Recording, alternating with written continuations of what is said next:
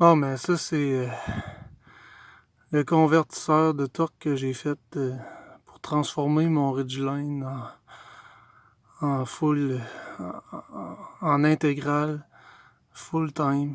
C'est-à-dire, il y a toujours du torque en arrière. Ajustable.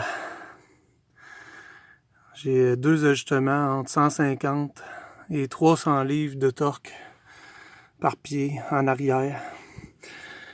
Pour l'instant, j'ai installé une petite switch ici, là, sélectable. J'ai juste à le brancher dans le power, puis il injecte entre 800 mA puis 1.2 ampères selon la switch ici. Fait que pour le conducteur, bon, j'espère dans pas long, je vais essayer d'ouvrir tout ça pour probablement m'installer une switch ici, puis tout ça, cacher ça en dessous, là. Faudrait que je me trouve aussi du 12 volts facilement quelque part, là. Probablement je vais le prendre sur le VTM4, là. Fait que j'ai déjà levé la roue en arrière. Sans torque, la roue tourne super bien. C'est comme ils disent dans les specs, un bon 15 livres de torque, là. Fait que j'ai juste à tourner ceci au radio. Je me suis mis une petite LED qui allume lorsqu'il est en fonction. Là, j'ai à peu près un bon 150 livres sur la roue. C'est vraiment dur des deux côtés. Même par en arrière. Ça tourne, mais c'est 150 livres, là. Mais peut-être plus, peut-être moins.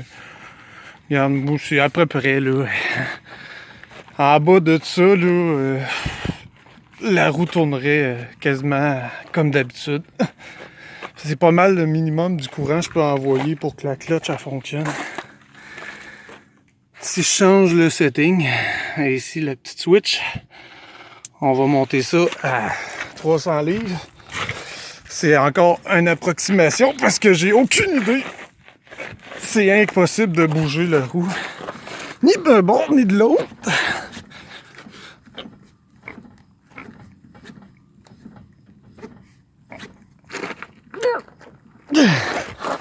Non, ça bouge pas.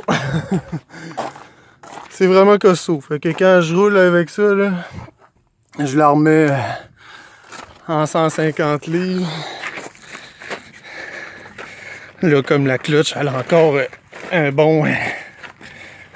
Hop, là, je suis capable. Je commence à être capable de la retourner, là. Fait que elle va ramollir un peu si je prends mes deux mains à un moment donné. Parce que quand je monte à 300 puis je reviens, elle est tout le temps un petit peu plus raide. On coupe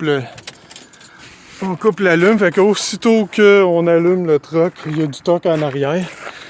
Hop, c'est pas plus simple que ça. Fait que quand je roule, pas le choix là, il y a toujours un 150 livres de torque en arrière par roue. L'autre roue, si j'ai fait, c'est exactement pareil. Fait que c'est ça. Pour moi, normalement, là, j'ai jamais de bon touché à ça. Là. Je laisse tout le temps à 150 livres. Ça fait déjà au-dessus de 2000 km que je roule de même. Puis c'est merveilleux.